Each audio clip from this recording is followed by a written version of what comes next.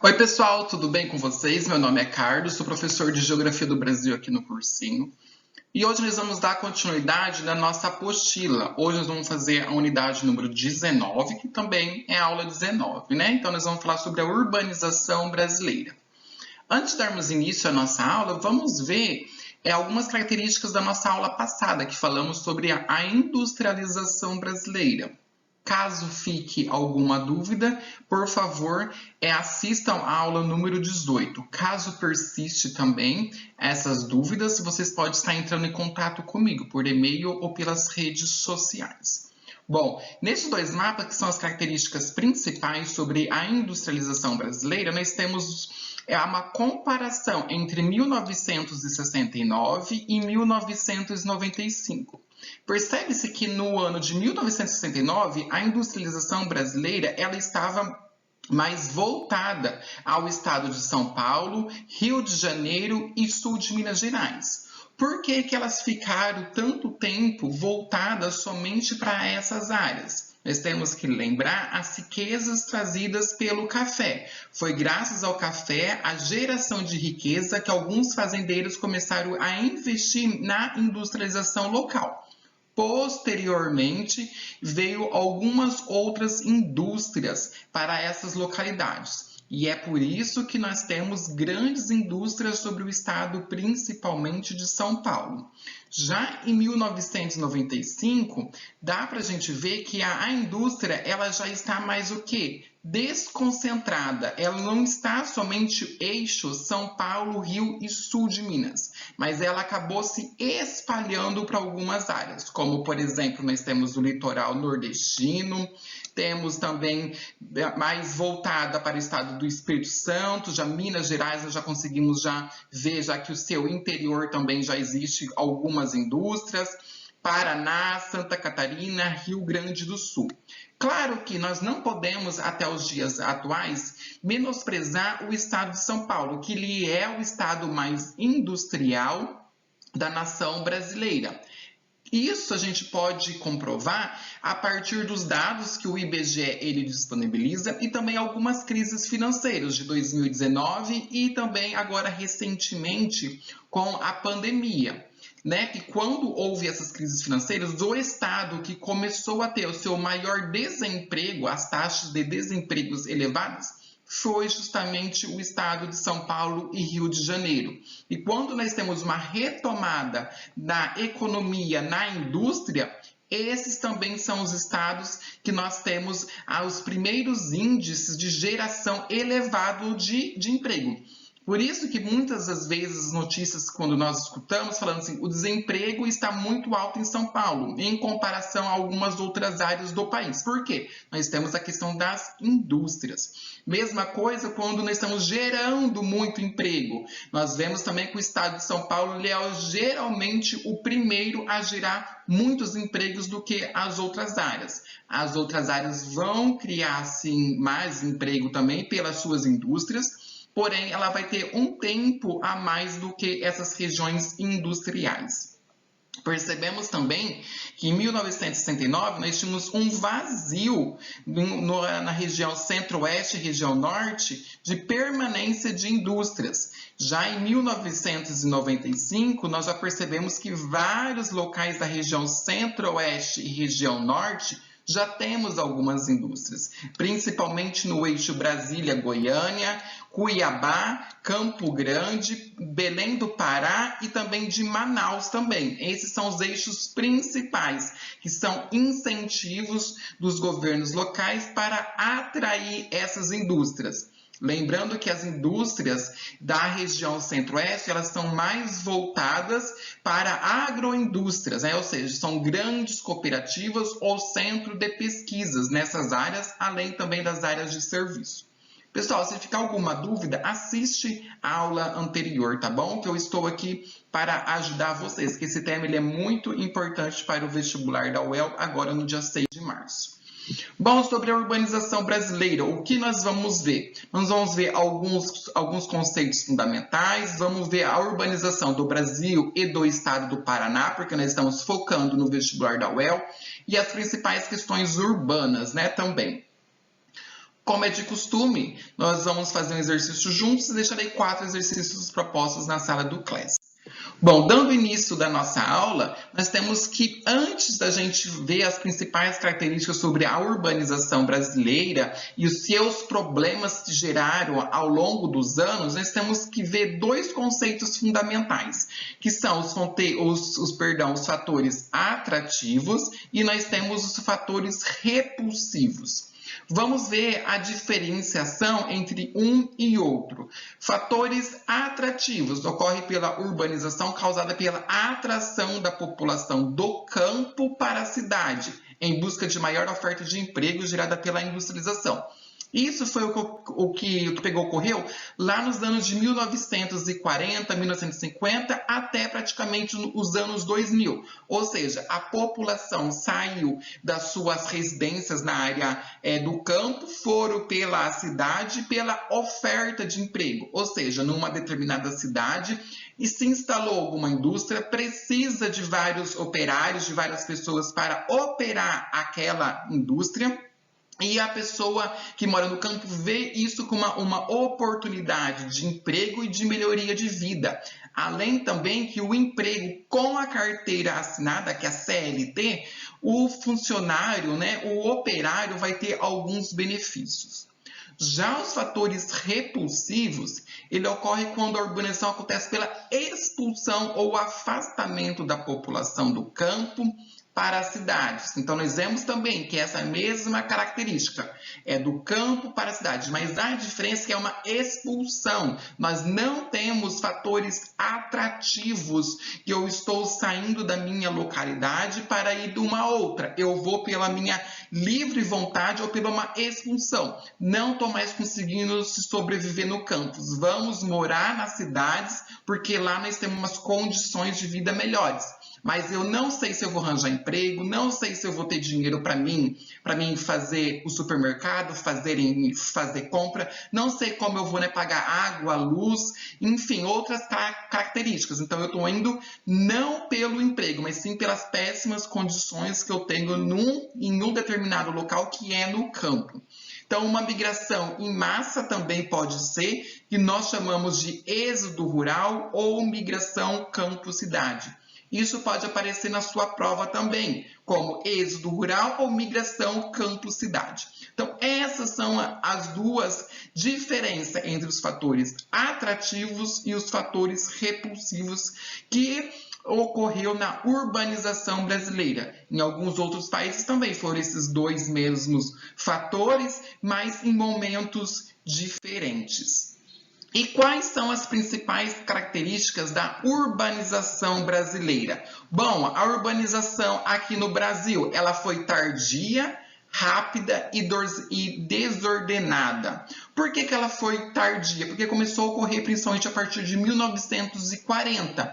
Quando se compara-se alguns países desenvolvidos, europeus, ou também canadense, ou também dos Estados Unidos, nós vemos que esses países ocorreram esse processo de urbanização mais lento, mais organizado e não foi tardio.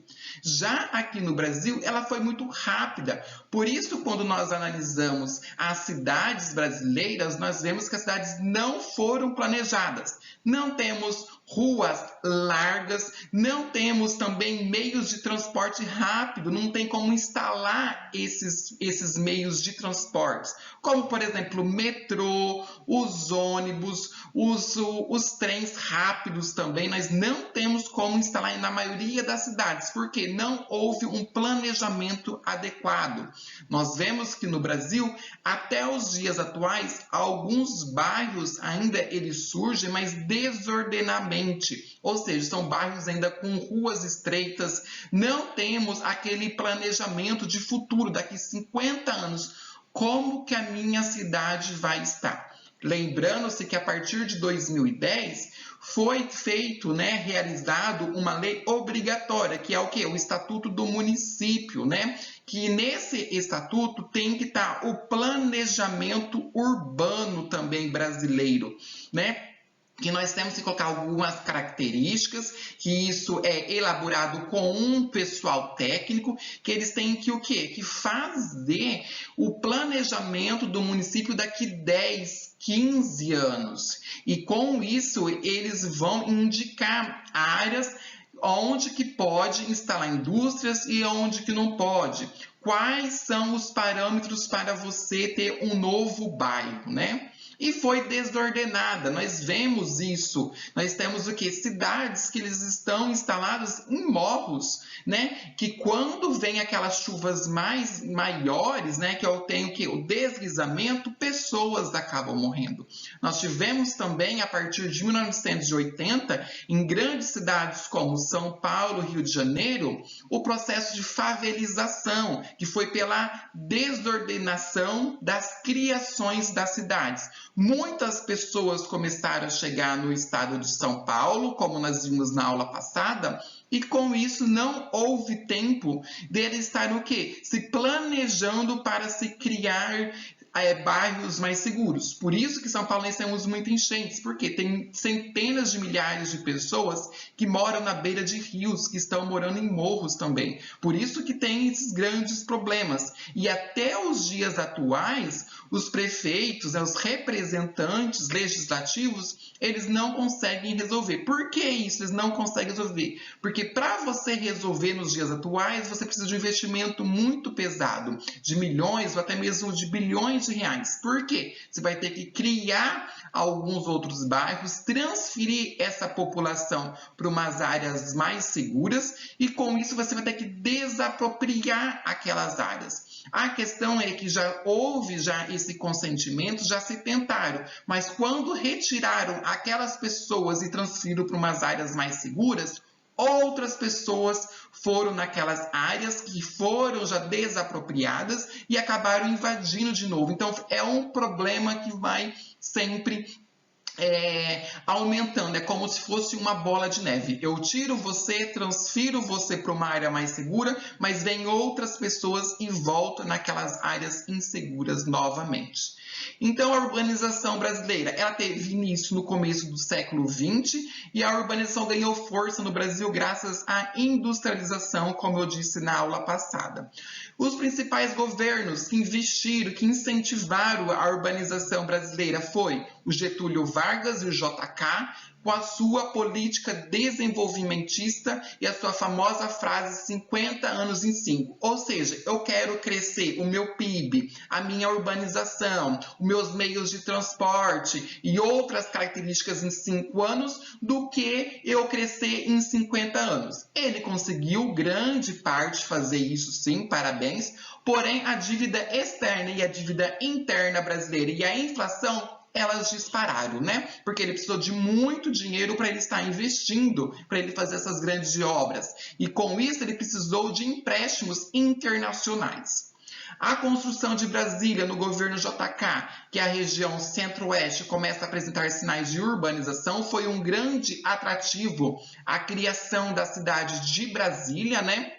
Que levou muitas pessoas com uma oportunidade de melhorar de vida naquelas localidades e não foi somente Brasília que se beneficiou com a sua construção, mas toda a região centro-oeste e também a partir de 1995 a região norte também. E a partir de 1970, mais da metade dos brasileiros já se encontravam também nas áreas urbanas. Ou seja, em 1970 nós tínhamos mais pessoas morando nas cidades do que no campo. Aqui eu trago para vocês dois mapas também sobre a evolução da população urbana aqui no Brasil. Podemos ver que em 1940 a urbanização brasileira ela era constante sobre o litoral, né? Principalmente da região Nordeste e também nós pegamos o sul do Espírito Santo, também temos o sul de Minas Gerais, o estado de São Paulo, litoral do Paraná, de Santa Catarina, até a região de Porto Alegre. Então, essas regiões eram as regiões mais urbanizadas. Por que essas regiões eram mais urbanizadas? Pelo processo de estudo do quê? de colonização do território brasileiro. Os portugueses, posteriormente, os espanhóis, né, que tentaram também ter uma fatia do território brasileiro, eles acabaram chegando pelo litoral e não pelo sentido continente litoral, tá? Então, nós podemos ver um grande vazio demográfico sobre a região norte e também a região centro-oeste brasileira, até mesmo o interior da região nordeste também. Já a partir de 2010, nós podemos ver que a urbanização brasileira ela se expandiu consideravelmente. Ela não está somente restrita ao litoral brasileiro. Mas nós podemos perceber que outras áreas foram também urbanizadas. Surgiram muitas cidades a partir deste momento, pelo que? Incentivo do governo. Vamos colonizar as outras áreas do território brasileiro também, centro-oeste e norte. Vão expandir as pessoas para aquelas áreas para o quê? Para nós podermos modernizar o território brasileiro e para não ter problema de algum inimigo futuramente tentar pegar esse território brasileiro. Mesmo em 1940, existia ainda um pouco de medo, né? Apesar que as chances eram mínimas, mas existia esse medo de algum inimigo, algumas vezes país, querer pegar esse território também. Porém, isso não aconteceu. O que aconteceu? Se exploraram a região centro-oeste, derrubaram grandes quantidades de mata e hoje nós temos os nossos grandes polos agrícolas e pecuaristas também nessas áreas, né? A grande parte da exportação de soja, de milho, está concentrada sobre essas áreas também. E alguns centros de pesquisas voltados para a agroindústria também e para a agricultura também estão sobre essas áreas. E mais recentemente, a partir dos anos 2000, 2005, houve o quê? A expansão agrícola, ou seja, a região centro-oeste eu já estou praticamente explorando na sua totalidade e vamos o quê? Expandir para a região norte do Brasil também. Eu quero também o que? Derrubar a mata também sobre essas áreas para a gente poder estar expandindo a agrícola. Hoje existe leis, né? Existe fiscalizações a partir de multa e até mesmo de prisões de alguns proprietários que tentam desmatar essas áreas verdes sobre a região norte, principalmente sobre a Amazônia Legal, tá? Aqui nós temos um outro mapa indicando a urbanização brasileira, mas aqui nós vamos colocar o quê? A taxa de urbanização 2010. Então, nós vemos alguns estados então, estão entre 90% a 96% do seu território urbanizado, que é o quê? Goiás, São Paulo, Rio de Janeiro e mais o Distrito Federal. E nós temos alguns estados com menos taxas de urbanização, que é entre 63% e 70%, que é o Piauí, o Maranhão e o Pará. Então, nós temos esses contrastes ainda sobre o território brasileiro, sobre as suas taxas de urbanização. Aqui no estado do Paraná, nós estamos entre 80% e 90%, né? Entre as taxas de urbanização. Existem alguns municípios ainda paranaenses, né? Que existe mais pessoas morando no campo do que na cidade, mas esses dados são mínimos. Geralmente são cidades muito pequenas, né? Que têm essas características ainda. Aqui eu trago para vocês um gráfico sobre a população em situação de domicílio, tá? Então, como eu disse anteriormente, foi entre 1960 e 1970 que nós tivemos essa virada de chave, né? Aqui no Brasil. Então, esse vermelho, ele é a taxa de urbanização e esse risquinho preto com mais as bolinhas verdes são as taxas de pessoas morando em áreas rurais, né? E foi a partir de 1965, mais ou menos, que essa chave ela virou, né? Então, o quê? Menos pessoas morando no campo e mais pessoas morando nas cidades. E olha como ela evoluiu. Em 1950 nós tínhamos 36%, já em 2010 era 84%. Hoje, em 2022, acreditam que esteja na faixa de 90%.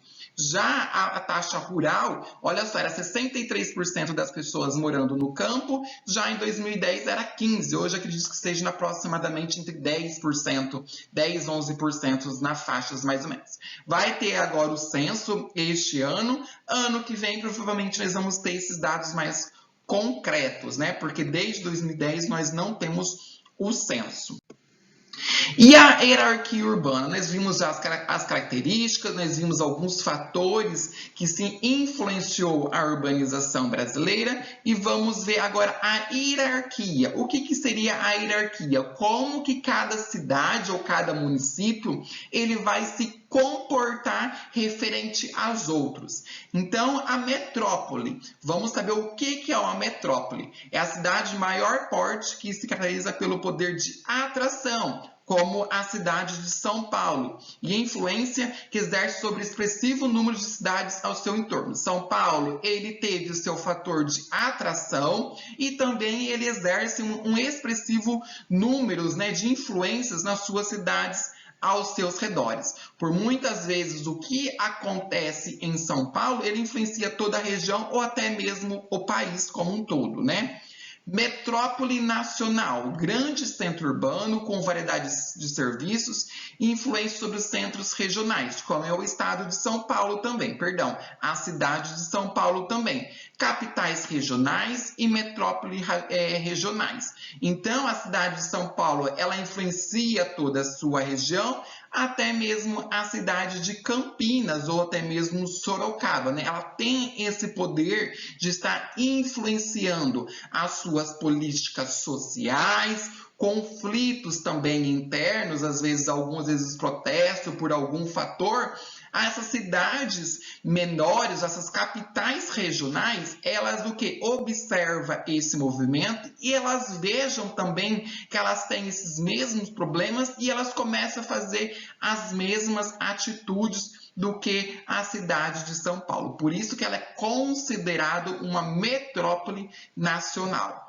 Aí nós temos a metrópole regional, cidade que exerce grande influência em seu próprio estado, como por exemplo Curitiba, apresenta mais de 1 milhão de habitantes. Curitiba nós temos mais de 1 milhão de habitantes e grande concentração de pessoas. Essas são as características de Curitiba, grande concentração, principalmente no seu centro das cidades.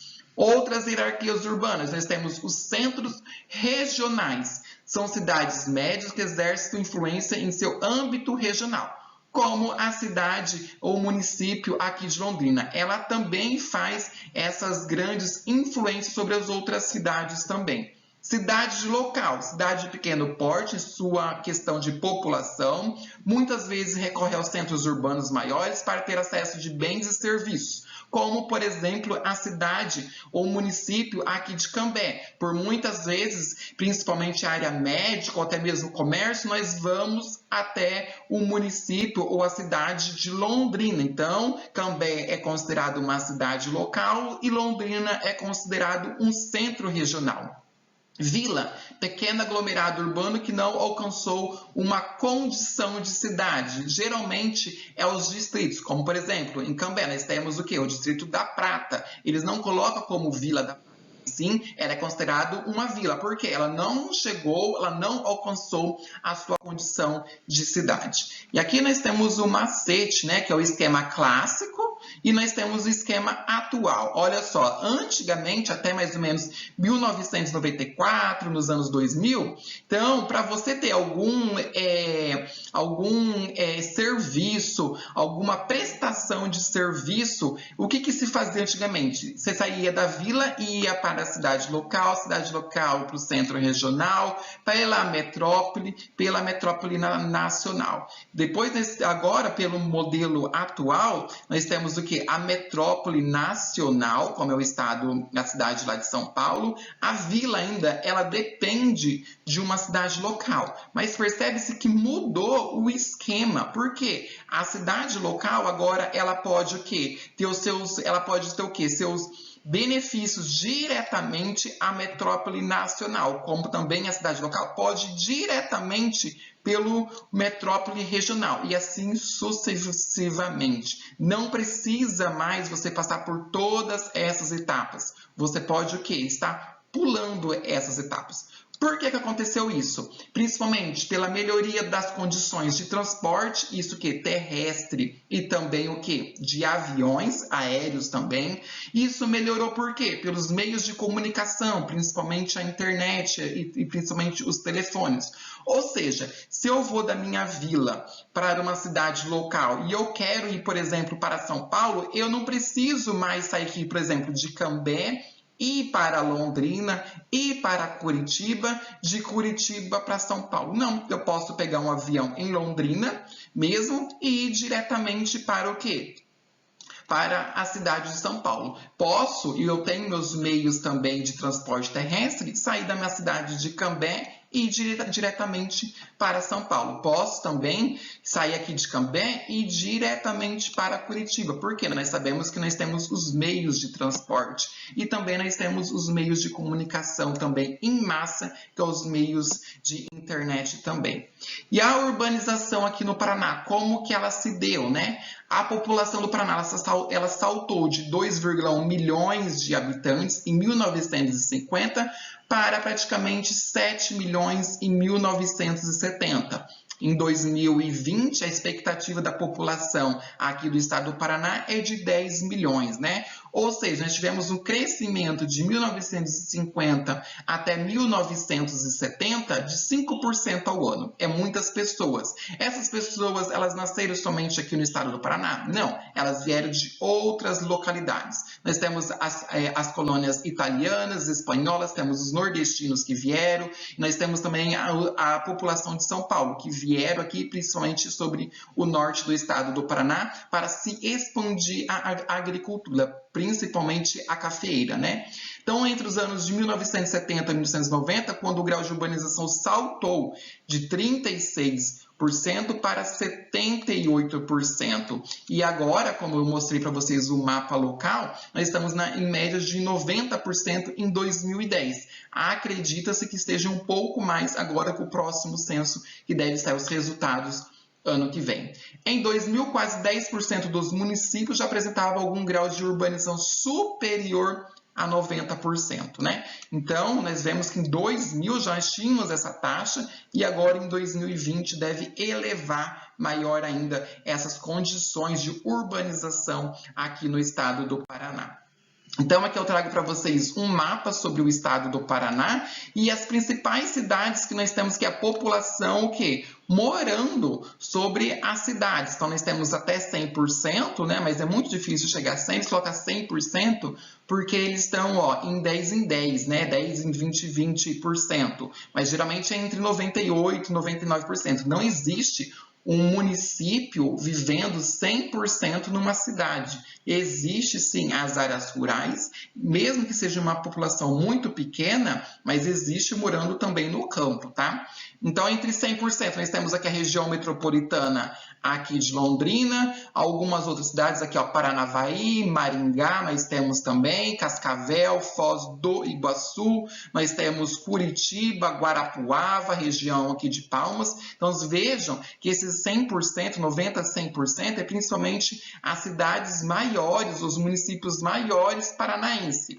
E onde que nós temos de 30% a 50%, ou até mesmo apenas 9%, que eu acredito que seja um pouco mais, nós temos o quê? Sobre o interior do estado do Paraná, né? Que são os municípios mais afastados dos grandes centros urbanos. São algumas dessas cidades que acabam tendo um grau de urbanização melhor pelas suas condições, né, pelas suas características locais mesmo, né? São cidades que dependem do seu PIB, né, para ele estar crescendo, principalmente a partir da agricultura. Quando os produtos agrícolas, os valores dos produtos agrícolas, eles se elevam, geralmente essas cidades elas têm uma elevação muito grande no seu PIB, né? Diferentemente quando eles têm essa grande queda, né? Aqui a urbanização aqui do Paraná, né? Como eu disse, em 2010 nós já tínhamos mais ou menos 10 milhões de habitantes, hoje estão entre 10 a 12 milhões. Então nós temos o quê? A população total paranaense, né? São este gráfico aqui, essa linha mais azul, e nós temos a população urbana também aqui do estado do Paraná. Então percebe-se que em 1940 nós éramos em média 1.236.000 pessoas vivendo aqui no estado do Paraná. Desses 1.200.000, 302.000 viviam somente em áreas do quê? Urbanas, nas cidades. E isso houve um grande crescimento ao longo do ano, ao longo das décadas, né? Tanto na sua taxa de população total quanto na sua população urbana. E hoje, né, nós temos, segundo o último IBGE, que foi feito em 2010, nós tínhamos 10.444.000 pessoas no estado do Paraná, vivendo no estado do Paraná como um todo, isso tanto na área urbana quanto na área rural, e desse total, 8.900.000 eles viviam sobre as áreas urbanas, né? Então nós podemos ver que essa diferença ela vai aumentando significativamente, principalmente quando nós pegamos os dados de 1970, 1980. Nós podemos ver que existe um eixo muito grande, uma diferença bem grande nesses laços, né? E depois ela foi o quê? Diminuindo essa diferença ao longo dos anos. E aqui eu trago para vocês alguns problemas sobre a urbanização no contexto de todo o Brasil, não somente aqui no estado do Paraná. Quais são os problemas mais recorrentes? Cidades mal planejadas, trânsito imensos, ou seja, nós conseguimos o que? Aumentar a poluição nas cidades. As cidades são mal planejadas, ou seja, ruas estreitas, cidades que não têm redes de esgoto, não tem água também, canada também. Nós temos as questões de poluição, seja elas em rios, também em córregos, também em lagos também.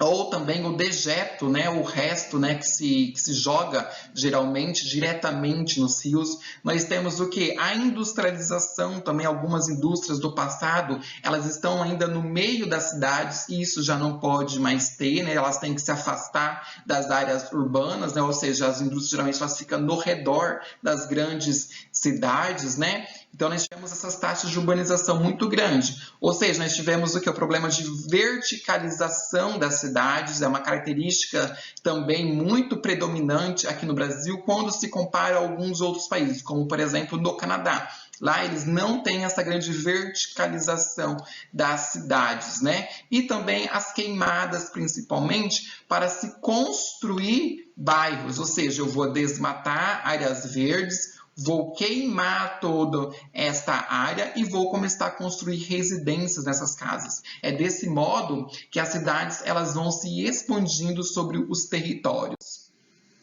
Bom, agora finalizando, né, a nossa aula, vamos agora fazer uma questão que caiu no Enem.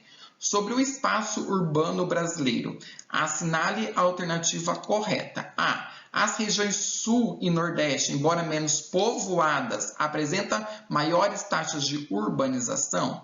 Com exceção da cidade de Brasília, Goiânia e Cuiabá, o centro-oeste brasileiro apresenta uma espacialidade urbana quase nula. A concentração de habitantes no sudeste resulta na formação de grandes cidades nessa região, emergiu com uma reprodução de concentração econômica do país. D. O espaço urbano brasileiro, embora não homogêneo, apresenta uma distribuição relativa igualitária ao longo do território. O número de cidades brasileiras com mais de 10 milhões de habitantes vem diminuindo em razão do processo de desmetropolização. Essa desmetropolização, pessoal, é quando uma cidade, como por exemplo, ele deu de 10 milhões de habitantes, ou até mais, ou até menos, ela começa o quê? Diminuir a sua população. Elas começam a encaminhar para outras cidades, né? Elas vão saindo dessas cidades e vão indo para outras. Por isso que cidades pequenas, por exemplo, hoje elas são consideradas cidades médias. Cidades médias, que até alguns anos atrás eram consideradas, hoje já estão se tornando cidades grandes, né? Então, eu vou pausar o vídeo, vocês façam esse exercício, depois a gente volta para a gente ver as respostas corretas, tá bom?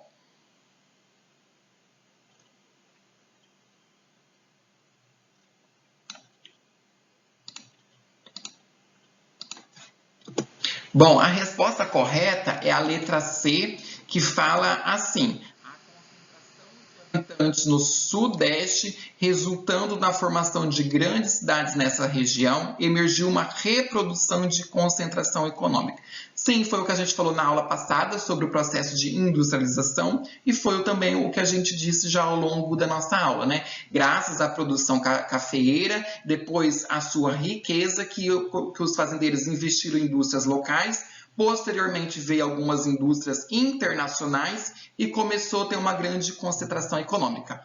Hoje, nos dias atuais, nós sabemos que já não está mais somente o estado de São Paulo, mas o estado de São Paulo, sim, ele é considerado o estado mais rico da nação brasileira graças a este processo. Vamos ver por que não é a alternativa A, então. A região sul e sudeste, embora menos povoada, não, a região sul não é a menos povoada. E também a nordeste nós sabemos que ela não é, então essa alternativa não pode ser. Então nós já excluímos. A B, com exceção das cidades de Brasília, Goiânia e Cuiabá no centro-oeste, apresenta uma especialidade quase nula? Não, pessoal. Brasília não é quase nula, ela é sim uma cidade urbanizada e é uma das cidades mais urbanizadas do Brasil, então não pode ser também. D. O espaço urbano brasileiro, embora não homogêneo, apresenta uma distribuição relativa igualitária? Não, nós sabemos que não é. Nós sabemos que na região sudeste, litoral nordestino e região sul, ela é muito mais urbanizada do que a região norte e a região centro-oeste, então não pode ser também. O número de cidades brasileiras com mais de 10 milhões de habitantes vem diminuindo em razão do processo da desmetropolitação? Não, também nós sabemos que não está ocorrendo esse processo na totalidade dessas cidades. Repare que a questão, ela fala o número de cidades brasileiras com mais de 10 milhões de habitantes. Então, ela está falando que todas as cidades que têm 10 milhões de habitantes ou mais está ocorrendo processos de desmetropolização? Não são todas. Algumas sim, mas não são todas. Por isso que essa alternativa ela está errada. Bom, na próxima aula, é a nossa última aula, né? Setembro, depois nós vamos gravar a 22, mas eu não tenho certeza, mas vai ser a última. Então, vai ser a estrutura fundiária brasileira e agropecuária. Vamos falar um pouquinho sobre o campo, do campo propriamente dito, tá? Então, até a próxima aula, faça exercícios da apostila, veja e reveja essas aulas quantas vezes forem necessárias. Em caso de dúvida, entre em contato comigo pelas redes sociais. Lembrando que nós estamos tendo até o dia 25 de fevereiro, nós vamos ter a revisão dos conteúdos lá no cursinho na UEL. Então, vocês que são estudantes do cursinho do CPV, vocês têm esse direito de ver aula ao vivo também, tá? Até o dia 25 de fevereiro. Não percam. Então, até a próxima aula. Tchau!